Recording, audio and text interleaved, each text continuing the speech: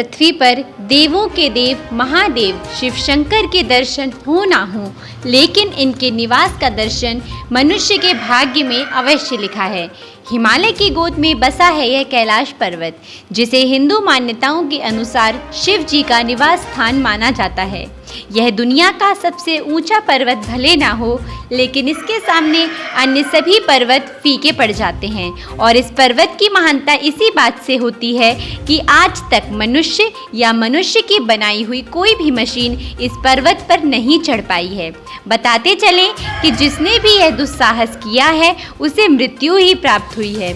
इसी कारण इससे जुड़े सारे रहस्य बेनकाब नहीं हो पाए हैं, चाहे वह कोई दिव्य शक्ति हो या कोई वैज्ञानिक उलझन। यह भी माना जा सकता है कि बिना महादेव की इच्छा के कोई इनके निवास स्थान पर नहीं जा सकता। कैलाश पर्वत पृथ्वी का केंद्र माना जाता है और सभी जीवधारियों के लिए वातावरण को बनाए रखता है।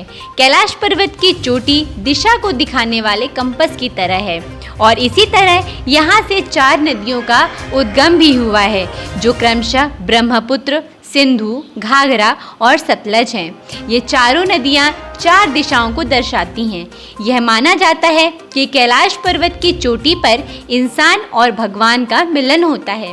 लेकिन आश्चर्य की बात यह है कि आज तक कोई भी व्यक्ति सफलतापूर्वक इस चोटी पर नहीं पहुंच पाया।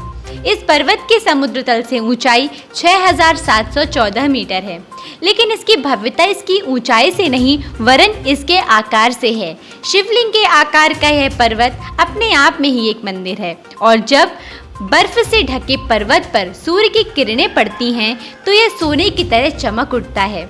उस समय ऐसा प्रतीत होता है कि कैलाश ही सत्य है और सत्य ही शिव है। आपको बता दें कि कैलाश मानसरोवर दुनिया का प्राचीन मानसरोवर है, जो कैलाश पर्वत में ही स्थित है और धरती के स्थल पर हवाओं और तरंगों का कुछ इस तरह मिलन होता है कि यहाँ आए भक्तों को ओम की अद्भुत ध्वनि सुनाई देती है। तो इस प्रकार से अपने आप में ही अद्भुत है यह कैलाश पर्वत।